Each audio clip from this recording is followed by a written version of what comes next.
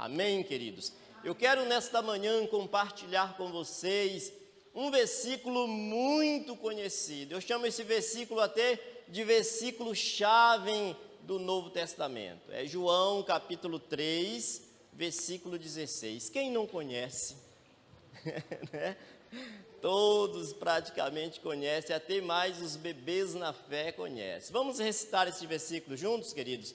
A Bíblia diz lá em João 3, versículo 16: porque Deus amou o mundo de tal maneira que deu o seu Filho unigênito, para que todo aquele que nele crê não pereça, mas tenha a vida eterna.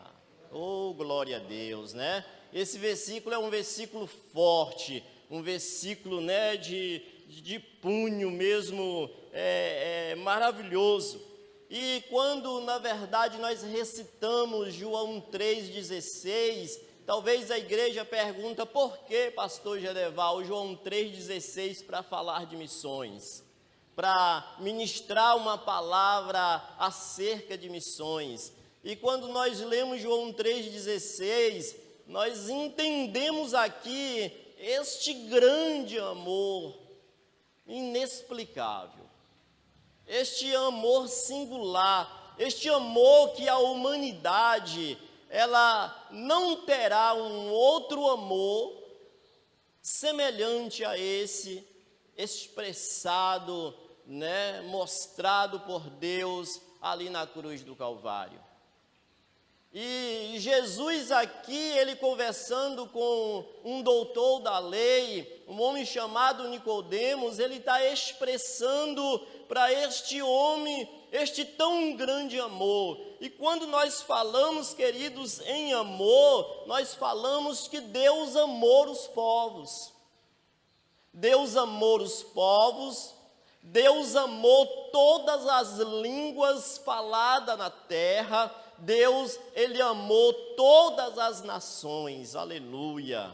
Quando nós citamos porque Deus amou o mundo, nós estamos dizendo porque Deus nos amou de uma tal maneira, Deus amou os povos de uma tal maneira, Deus amou todas as línguas faladas sobre a face da terra de uma tal maneira, Deus amou todos os povos de uma tal maneira, que Ele resolveu entregar o seu Filho, para que todos os povos, para que todas as línguas, para que todas as nações que viessem a crer por meio dEle, não se perdesse, mas que tivessem a vida eterna.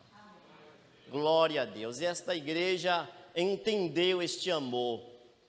A igreja constituída na terra entendeu este amor, e este amor invadiu o nosso coração. E na medida em que este amor invade o nosso coração, o coração do homem, nós passamos a ter a vida eterna. E esta é a visão de Deus, uma visão mundial. Esta é a visão de Deus, uma visão universal, a visão em que Ele ama, né, todos os povos. A visão de Deus é esta, queridos. A visão que Deus quer que nós como igreja possamos ter também. Deus deseja com muita ênfase que esta visão mundial, que esta visão universal que Ele tem, Ele quer que esta igreja, que a igreja dEle constituída na terra, tenha a mesma visão, a visão que Ele tem. E esta visão que os irmãos da igreja local hoje da EBD coloca como divisa, ela traz uma sintonia com João 3,16, porque quando nós lemos Marcos capítulo de número 15 e versículo de número 16, a gente pega aqui uma ordenança deste Filho de Deus, e ele ordena dizendo: igreja querida, igreja minha, igreja conquistada, olha, eu vos entrego uma ordenança, ide por todo mundo e pregai este evangelho a toda criatura.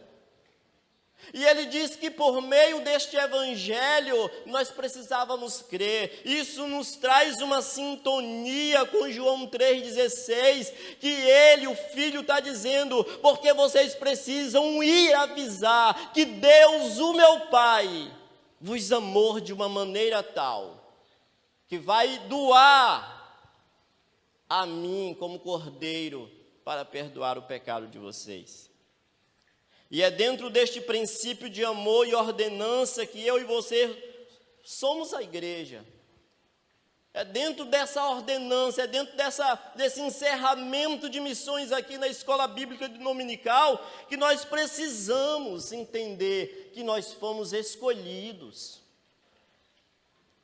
Nós fomos escolhidos para que nós pudéssemos orar com os nossos joelhos, nós fomos escolhidos para que nós possamos doar com as nossas finanças, nós somos escolhidos para que dentro da oportunidade nós possamos ir pregar dentro desta ordenança, e nós fomos, na verdade, escolhidos como pastores, ministros, liderança, para poder custear esta ida de missionários ao campo.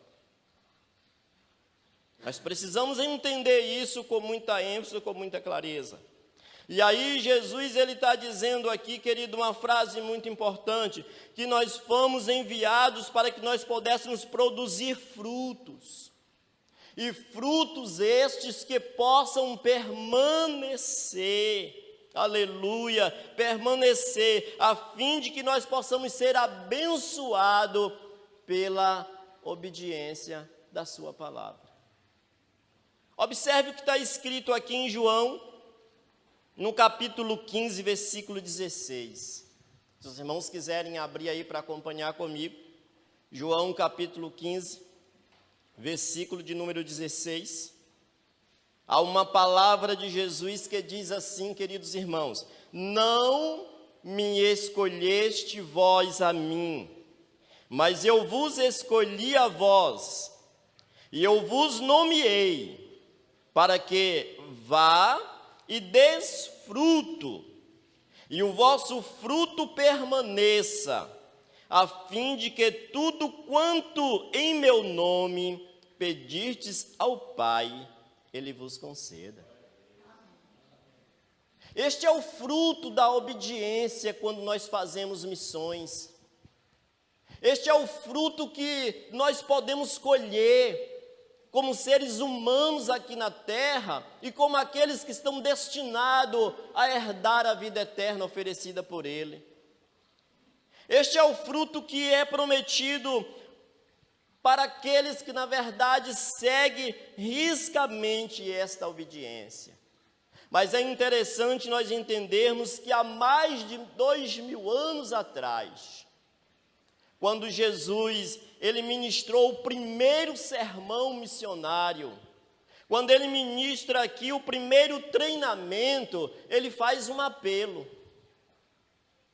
E o apelo que o mestre ele faz aqui no primeiro treinamento, talvez nesta manhã aqui você esteja recebendo também esse treinamento acerca desta palavra pregada nesta manhã. Talvez durante todo este mês que decorreu missões, que missões foi focada na igreja para despertar em nós um sentimento, na verdade, de orar, de doar e de ir.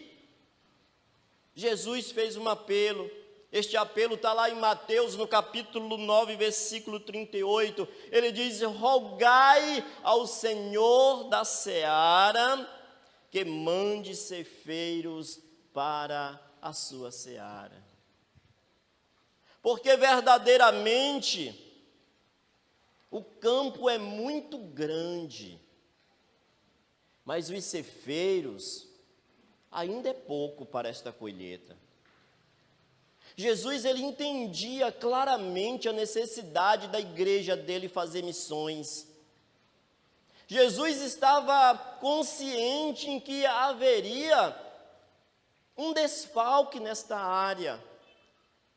E ele diz, olha, quando ele está treinando, quando ele está chamando ali os discípulos, ele começa a treinar, e ele diz, mas dentro desse treinamento, dentro deste ensinamento que eu vos dou, rogai também ao Pai, rogai ao Senhor desta grande vinha, para que Ele possa levantar no meio de vocês ceifeiros, trabalhadores, para que vocês possam ir e fazer uma grande colheita para o reino. E o primeiro sinal da igreja, que foi constituído na terra, foi quando Jesus escolheu seus discípulos. Ainda não havia igreja naquele tempo. E quando Jesus ele escolhe os discípulos, ele os treina eles. Jesus ele passa ali um tempo treinando os discípulos. E aqui em Marcos, no capítulo 3, versículo de número 13 e 14, nós encontramos uma palavra que diz assim: e subiu ele, Jesus, e subiu ao monte, e chamou para si os que ele quis. Que foram os 12. Ele chama aqueles 12 para si. E eles atendem o chamado de prontidão. Eles atendem o chamado. Esta igreja precisa atender também o chamado de Jesus. Não só para sermos salvos, mas para dar continuidade a esta grande tarefa. E depois que ele chama e que eles vão a ele, Marcos está escrevendo aqui dizendo que ele os nomeou, ele nomeou os 12 para que estivesse com ele e que os mandasse, após esse treinamento, a pregar a palavra. Paulo escrevendo, ele diz que o evangelho, que em outras palavras é a biografia da vida de Jesus, que o evangelho é um relato de tudo quanto Jesus fez e ainda continua fazendo nos nossos dias, que o evangelho, que esta vida de Jesus, ela é o poder de Deus para a salvação de todo aquele que crê. Aleluia, glória a Deus por isto, amados. Este é o evangelho que nós devemos pregar. E qual é o objetivo da igreja enviar? Qual é o objetivo que nós precisamos orar? Qual é o objetivo que nós precisamos levantar uma oferta com um determinado alvo a ser alcançado para enviar aos campos? Qual é o objetivo da igreja sede aqui? É estar fazendo um culto de missões especialmente durante todo um mês, para levantar esses recursos. Qual é o objetivo? E o objetivo, querido, é alcançar os povos. Porque Deus amou o mundo de tal maneira que deu seu Filho unigênito, para que todo aquele que por ele viesse a crer, não se perdesse, mas que passasse a ter a vida eterna.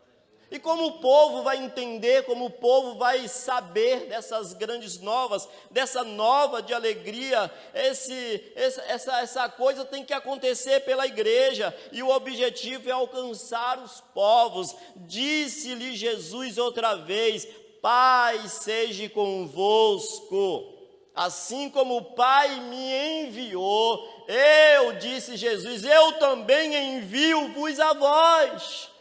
Aleluia! Olha que coisa linda e que coisa forte, né, queridos? Isso está escrito lá em João, no capítulo 20, versículo 21.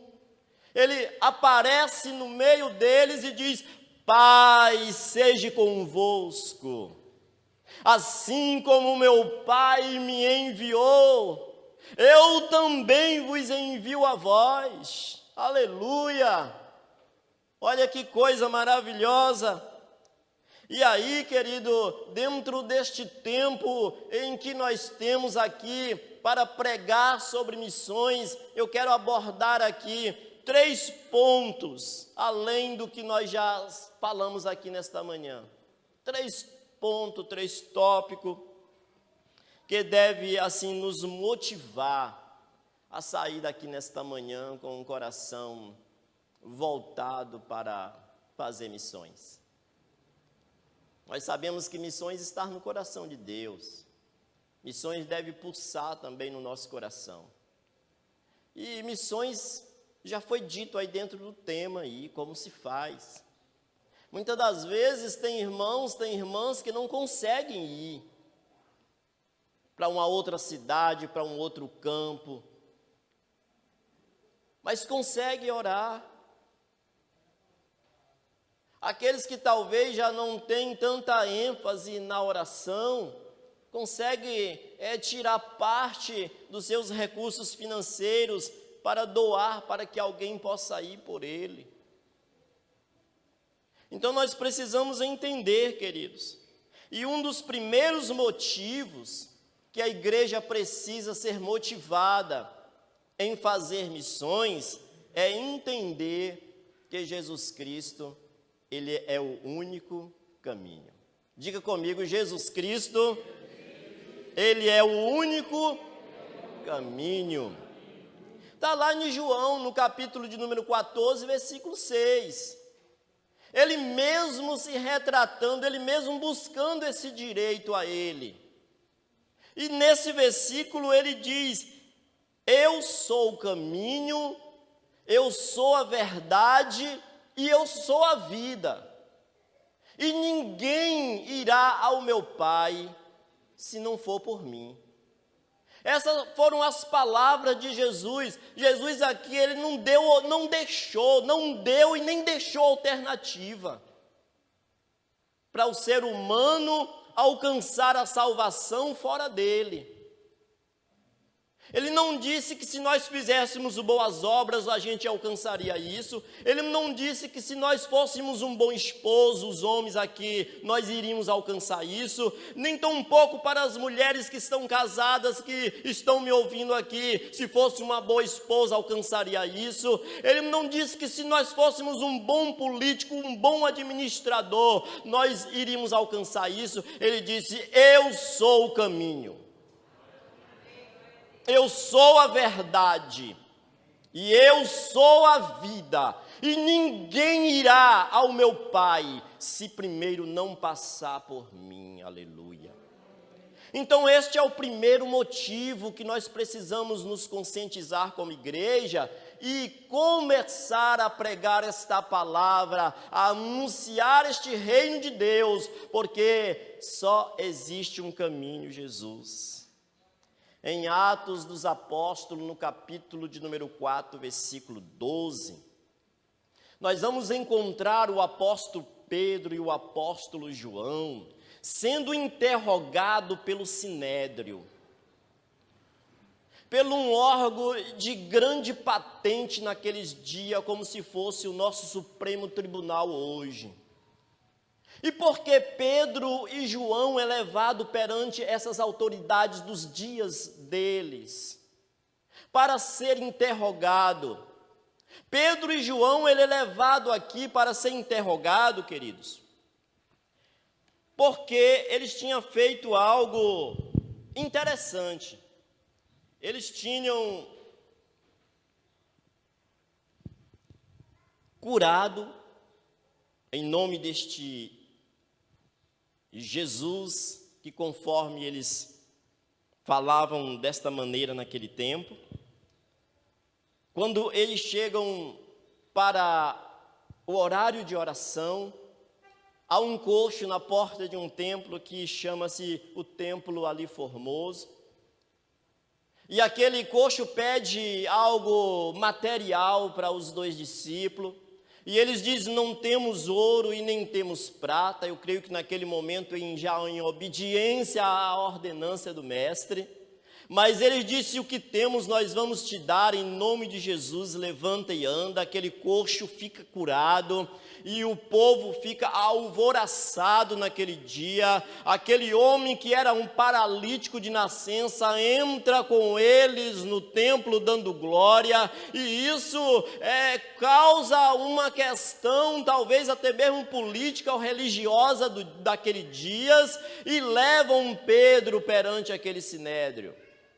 E Pedro, em defesa daquele momento, Pedro usa capítulo 4, versículo de número 12. Ele diz, depois que ele fala tudo aquilo ali, olha, o que nós fizemos foi uma ordenança do mestre. Ele diz que nós poderíamos ir pregar este evangelho, pôr as mãos sobre os enfermos, curar, expulsar os demônios, falar novas línguas. Talvez Pedro fez ali um discurso diante daquele sinédrio, daquelas autoridades, mas no fim Pedro cita aqui, capítulo 4, versículo 12, em sua defesa, dizendo: porque não há salvação em nenhum outro, porque debaixo dos céus nenhum outro nome foi dado para que os homens pudessem ser salvos. Aleluia! Pedro entra em defesa, mas ele não defende o seu ser, o seu corpo, a sua atitude, mas ele defende e ele luta por este nome, que é sobre todos os nomes, e que todo joelho um dia se dobrará para confessar que ele é o Senhor. Aleluia! Pedro aqui, diante dessa situação, ele cita aqui esse versículo, e ele sai em defesa do Evangelho do Senhor Jesus Cristo. Nós precisamos ter nos nossos corações, nós precisamos ter nas nossas vidas, palavras cravadas nos nossos corações, para que em momento de necessidade, nós possamos falar como falou Pedro e João. Uma certa feita, eu pregava o evangelho para um determinado homem, e ele olhou para mim com seu olhar bem fixo, e disse: como que você, um comedor de farinha, de feijão, um pecador, vai entrar nos céus? Você vai entrar nos céus, mas sabe aonde? Ele era arrogante. Vai entrar no céu, mas é da boca da onça. E simplesmente eu falei para ele o seguinte: olha, mesmo eu comendo feijão, farinha, pimenta, sendo pecador como você diz que eu sou, não importa como você vê e como você crê, o que importa é a certeza que eu tenho. E a certeza que eu tenho é que Ele, o Filho de Deus, Ele me comprou com o seu sangue. Ele me lavou de todo pecado. E hoje eu sou uma nova criatura. E eu vou entrar nos céus, crendo você ou não. Então nós precisamos ter a certeza. Muitas das vezes, nós perguntamos para certas pessoas que até mesmo já têm um tempo de evangélico, e diz como é que está a sua salvação, e eles dizem simplesmente uma resposta como se levasse esta responsabilidade a Deus. Quem sabe é Deus. Irmãos, nós somos salvos pela graça mediante a fé. Segundo ponto, que precisa estar imbuído em nós, cravado na nossa mente e coração, é que os gentios não conhecem a Deus. Quem são os gentios? Os povos ainda que estão lá fora. Eles não conhecem a Deus. No capítulo de Gálatas, no capítulo 4, versículo 8, está escrito assim: mas quando não conhecias ou não conheceis a Deus, vocês serviam aos que por natureza não são deuses. E não era assim, talvez nem todos aqui nasceram em um berço evangélico. Não era assim a nossa vida. Quando ainda éramos considerados gentios, nós não servimos a deuses que tinha boca, mas não falava, e nem som algum saía das suas cordas vocais. Não era assim o nosso comportamento, que nós adorávamos um Deus de prata, um Deus de barro, um Deus de papel, um Deus de gesso. Não era desta maneira. Eu fui criado em um lar totalmente distanciado da palavra de Deus, e até os meus 18 para 19 anos, eu servia uma entidade chamada São Jorge. Porque minha mãe, na verdade, ela me ofereceu a esta entidade. E eu servia a esse Deus. Mas quando Jesus Cristo trouxe luz à minha família, quando Ele chegou na minha casa, quando Ele entrou no meu ser, eu falei para este Deus com letra minúscula, debaixo dos meus pés, porque a partir de hoje eu tenho um Deus mais forte que você.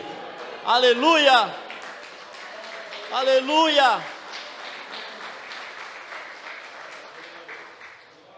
Então é isso que Paulo está dizendo aos Gálatas: quando vocês não conheciam a Deus, vocês serviam a deuses que verdadeiramente não eram deuses. E em 2 Reis, no capítulo 18, nós vamos encontrar um fato, queridos, muito relevante para amanhã deste dia, quando nós estamos pregando sobre missões. Nós precisamos, na verdade, falar desta palavra. E aqui nós vamos encontrar lá no capítulo 18, de 1 Reis, um homem, um profeta que todos conhecem, que é o Elias. E neste momento aqui ele está perante os 450 profetas de Baal. Ele está perante os 450 profetas de Acera. Ele está aqui em um grande desafio de um povo que não conhecia o Deus Todo-Poderoso. Mas Elias conhecia. Às vezes, querido, nós olhamos para dentro de nós, talvez nós olhamos para a igreja do Senhor, e a gente, diante dessa vastidão de povos que existe na terra, a gente fala assim: nós somos as minorias, nós somos o menor, nós somos o menor povo. Quando a gente vai para a estatística, a gente vai ver que o número de evangélicos em relação ao povo ainda lá fora ainda é um pequeno. E talvez neste dia aqui, Elias, como profeta do Senhor, como profeta do Deus Jeová, ele se encontra aqui diante de uma multidão de pessoas. E uma multidão de pessoas que clamava a um Deus pagão, de um Deus que não podia fazer nada. Mas Elias, neste capítulo aqui, querido, ele vai estar aqui fazendo aqui um desafio. E o desafio de Elias não era um desafio humanamente falando, mas era um desafio que ele precisava fazer, porque ele precisava naquele momento apresentar ao povo quem era Deus. E a gente sabe, querido, que diante do profeta aqui, ele já tinha um conhecimento de Deus. As escrituras de Reis aqui diz que este homem, uma certa feita, diante do rei Acabe, ele diz: olha, perante o Deus que eu estou, durante 3 anos e meio não haverá chuva sobre a terra. E sobre a palavra de Elias, Deus escreve essa sentença para aquele rei, para aquela nação. A Bíblia diz que por 3 anos e meio não choveu.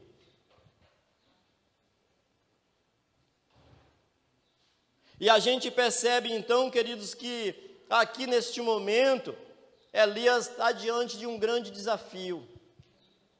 E o grande desafio que Elias precisava aqui vencer era justamente esses profetas. E Elias, ele faz um desafio: se o Senhor é Deus, vocês precisam seguir a Deus. Vocês precisam seguir Ele, vocês precisam honrar a Ele. Se nós fomos chamados por este Deus, nós precisamos servir a Ele. Precisamos honrar a Ele. E honrar a Ele aqui compreende muitos detalhes da nossa vida. Elias estava ali pronto, quem sabe até mesmo a morrer. Mas ele precisava servir este Deus. O apóstolo Paulo, ele disse que nós fomos comprados, nós fomos adquiridos pelo um bom preço. E tendo esta consciência de que nós fomos adquiridos, comprados pelo um bom preço, nós precisamos glorificar a Deus.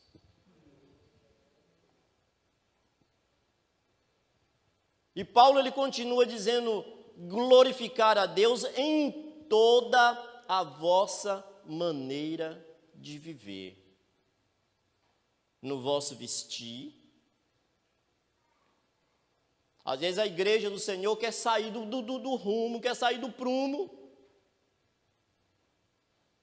Glorificar a Deus na nossa maneira de vestir, na nossa maneira de andar, na nossa maneira de falar, na nossa maneira de escolher com quem nós vamos compartilhar o nosso dia a dia, a nossa maneira de comer, de beber. Paulo diz que nós precisamos honrar este Deus. E Elias aqui, ele está pronto a honrar este Deus. E ele, na verdade, diz: olha, nós vamos fazer um clamor. E o Deus que responder com fogo, este vai ser o Deus verdadeiro. Será que esse homem tinha relacionamento com Deus, pastor Anderson? Será que ele tinha igreja em intimidade com este Deus?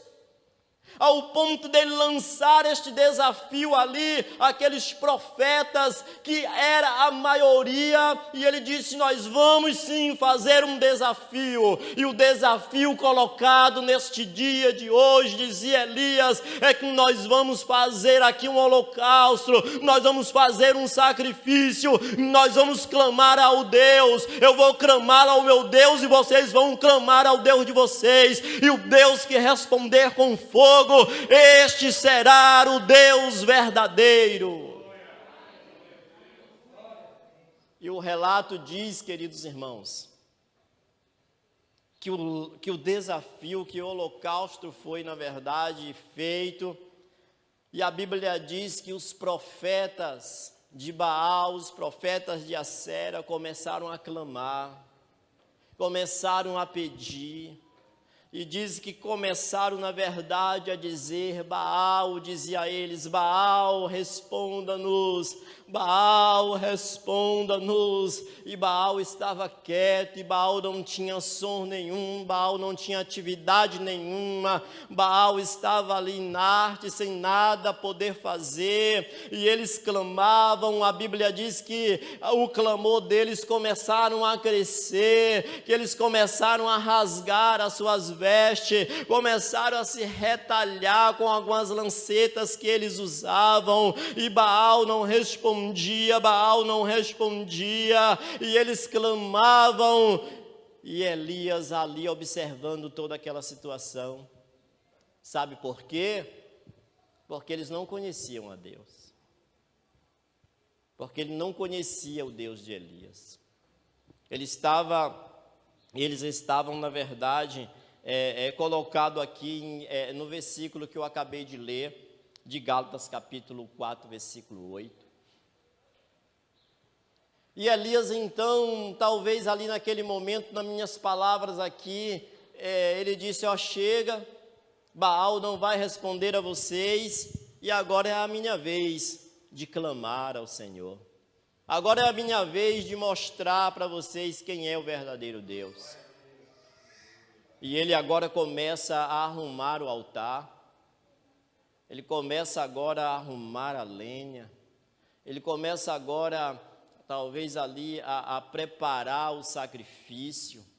E muitas das vezes, para que nós possamos clamar a Deus, preparar o sacrifício, nós precisamos arrumar o altar. Missões é algo muito delicado. Precisamos arrumar o altar. Uma certa feita, queridos, fazendo um trabalho missionário, e não foi longe daqui, foi lá no quilômetro 3, isso já faz muitos anos. Saiu eu e uma equipe, de porta em porta. Quando eu falo de arrumar o altar, e nós batemos na porta de um determinado senhor, não conhecíamos ele, e ele nos atendeu, e nós começamos a falar de Jesus para ele, e nós falamos do Senhor ali, ele foi ouvindo, mas em um certo momento ele disse, vocês me dão aqui me dá licença só, ele estava sozinho em casa, na sala da casa dele, e ele disse, vocês me dá licença aqui para que eu possa já vou voltar lá. E aí a gente falou assim, sim, pode ir. Nós estávamos ali em torno de umas 6 a 7 pessoas, e quando ele voltou com uma espada de madeira na mão, vestido parecendo uma capa de Batman, e diz ele, aqui é boiadeiro! Sabe quantos ficou dentro da casa? Só eu e mais 2 pessoas. Então, queridos, nós precisamos arrumar o altar. São situações mas uma certa feita eu precisei realmente correr. Missões é isto. Uma certa feita, isso foi em Lafayette Coutinho. Eu saí para evangelizar lá, e quando a senhora me respondeu, juntamente com uma jovem adolescente, eu comecei a pregar, e vai, o calor da mensagem começou a crescer, e daqui a pouco eu ouvi uma voz bem aguda lá dentro, pode parar aí, porque se você não parar, eu vou aí na sala. Eu não levei muita fé, né, na palavra dele, e continuei. Quando ele saiu, foi com um facão de 18. E eu tive que correr, né? Infelizmente são experiências, talvez se naquele momento eu tivesse mais uma autoridade de repreender, talvez ele poderia cair por terra, mas por que eu estou contando isso? Eu estou contando os pontos positivos do evangelismo, eu estou contando os pontos positivos do evangelismo, e eu estou dizendo que para desafiar precisa estar com a vida no altar. E Elias estava com a vida no altar. E depois do altar, ele diz assim, olha, tem mais, pode fazer uma cavagem aqui ao redor deste meu altar, faz um rego aí, traz alguns cântaro de água e pode jogar, pode molha, porque eu vou mostrar para vocês neste dia quem é o Deus que responde com fogo. E ele clama naquele momento, e ele diz, Senhor Jeová, responde-me, Senhor, para que este povo possa saber que Tu és Deus. E os relatos aqui, queridos irmãos, diz que desceu fogo do céu e queimou o holocausto. Desceu fogo do céu e lambeu a água ali, secou e queimou tudo. Sabe por quê? Porque ele tinha esta autoridade, ele tinha essa consciência de que os gentios não conheciam a Deus e que eles precisavam conhecer.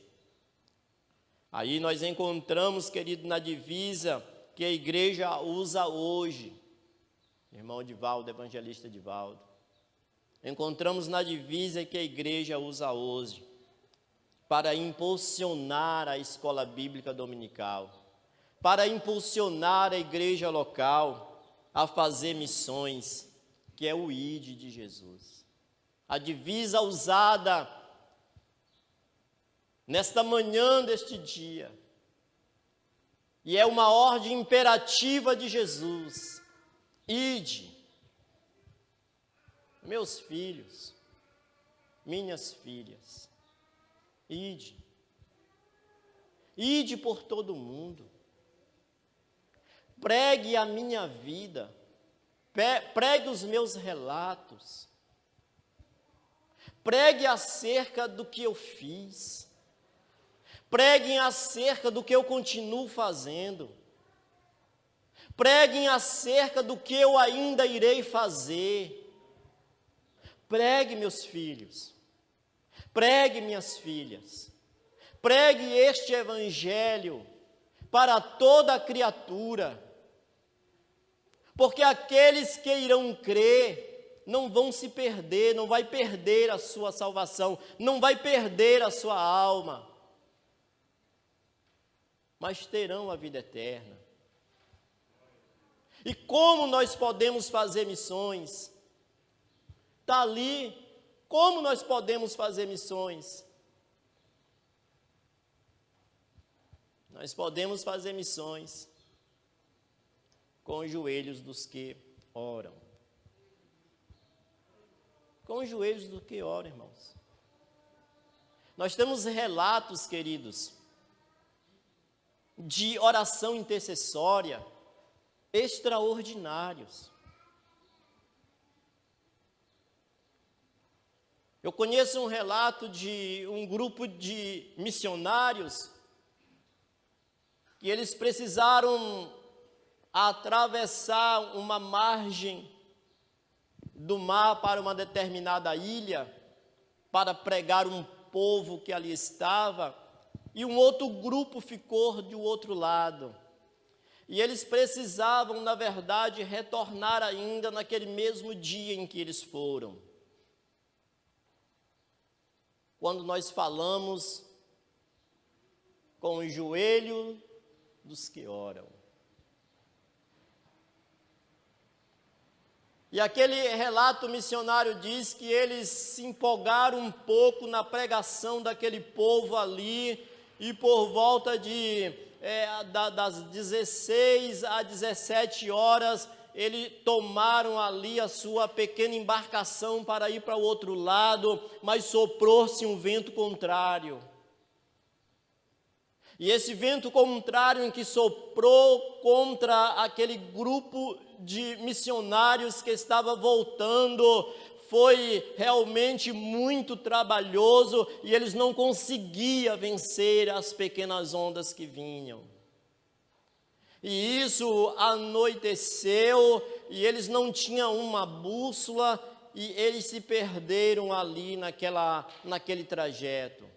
Esse relato missionário diz que por volta de 21 horas, entre 22 horas da noite, um dos componentes que relata, diz que Deus começa a incomodar ele, e ele chama o pequeno grupo que ali ainda estava e diz: vamos orar, intercedendo pelos nossos irmãos.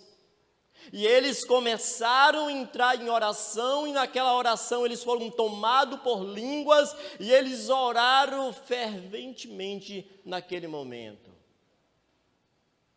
E por volta de meia-noite a 1h da manhã, aqueles irmãos chegaram.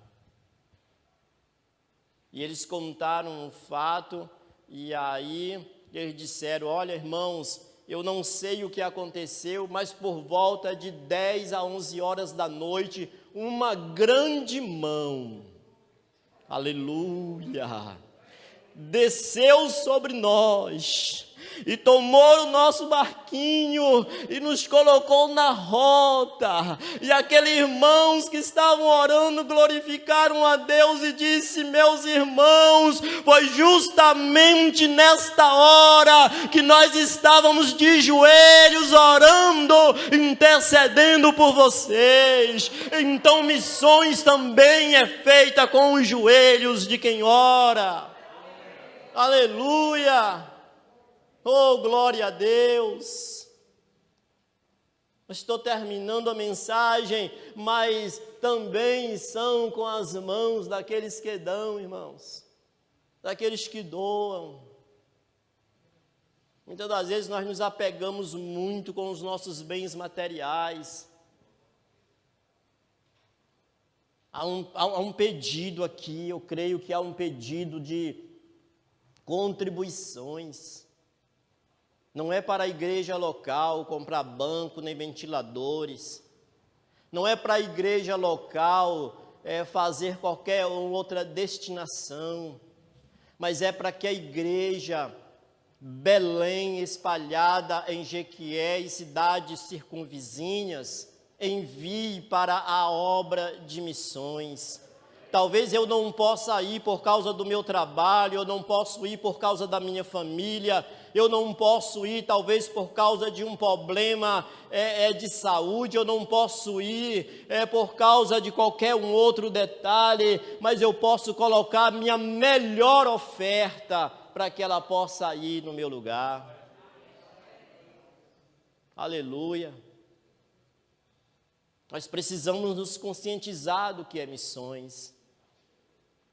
Missões também a gente faz doando aquilo que está no nosso alcance. Quando Paulo ele faz uma coleta em relação a finanças, ele faz uma coleta para os pobres de Jerusalém, depois ele agradece a prontidão de vontade dos irmãos. Ele diz que nós não podemos dar o que nós não temos. Mas o que é que você tem? 5 reais? Aquilo que talvez é pouco para você, é muito para outros. É muito para outros, irmãos. É muito para outros. Nós podemos fazer missões de várias maneiras, até mesmo no nosso local de trabalho, ajudando uma pessoa que nos chega até nós, dentro das suas necessidades, não infringindo a lei de ninguém, a doutrina do seu lugar, mas nós precisamos ajudar um ao outro. Mas missões, querido, além de orar e doar, também se faz com os pés dos que vão, daqueles que podem ir. Eu morei e moro em Jequié, mas tive que sair para São Paulo um tempo. E quando ainda eu estava em Jequié, isso por volta dos anos 80, 82, eu coloquei no meu coração em mapear um bairro da cidade e pregar casa por casa. E Deus me concedeu esta vitória. E eu fiz ali, no bairro ali, abaixo do bairro do Cansanção, e ali eu evangelizei, eu mapeei todas as ruas, eu sentei e mapeei todas as ruas, eu fiz uma caminhada mapeando todas as ruas, todas elas, e depois eu voltei a evangelizar. Sabe como eu comecei? Sozinho. Depois apareceu mais um. Depois apareceu mais 2. Eu encerrei aquele bairro com 18 irmãos evangelizando comigo. Então, missões também se faz com os pés dos que vão. Eu preciso sair daqui, lá para a África. Se eu não tenho condições, eu posso fazer na minha cidade. Então, missões é isto, missões é fazer a vontade de Deus. E a vontade de Deus é esta, que a igreja também possa enviar aqueles que dizem: eis-me aqui, Senhor, envia-me a mim. Não foi isso que Isaías fez? Quando Deus o procurou, será que Deus está procurando alguém aqui nesta manhã? Será que Deus, nesta manhã, dentro da ordenância do seu Filho, quando ele disse: ide por todo mundo, pregai o evangelho a toda criatura? Será que Deus, nesta manhã, dentro do versículo de João 3,16, porque eu vos amei de uma tal maneira que eu dei o meu Filho por vocês? O que nós estamos dando em troca deste grande amor, o que nós estamos dando em troca dessa ordenança imperativa dele? Será que Deus nesta manhã soa nesta igreja através da minha voz dizendo: a quem eu enviarei? Quem há de ir por nós? Quem?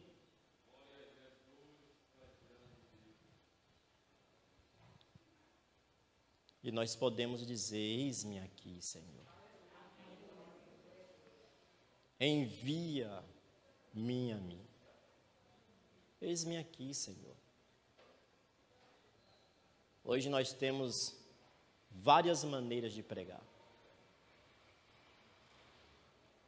Recentemente o Senhor Eu tenho pregado, eu tenho saído, tenho pregado em igrejas de amigos, na igreja onde eu congrego, e tenho feito a minha parte evangelística, mas recentemente Deus moveu o meu coração para abrir um canal no YouTube, e ali eu tenho postado mensagens. Nesses dias eu fiz assim uma pequena avaliações junto com a minha esposa Rose, que me acompanha, e a gente viu que mensagens chegaram já até o Amazonas, A gente fez um mapa ali, e mensagens que chegaram no Amazonas, no Ceará, na Bahia, São Paulo. Podem fazer isto, pregar o evangelho, E tem pessoas que já estão chegando com pedidos de orações, de súplica, e eu tenho assim reservado um tempo para que eu possa fazer missões por meio das redes sociais. Então, isto é também uma ferramenta que Deus liberou para a igreja nos dias de hoje. Amém? Dê uma salva de palmas para Jesus. Glória a Deus. Aleluia. Louvado seja o Senhor.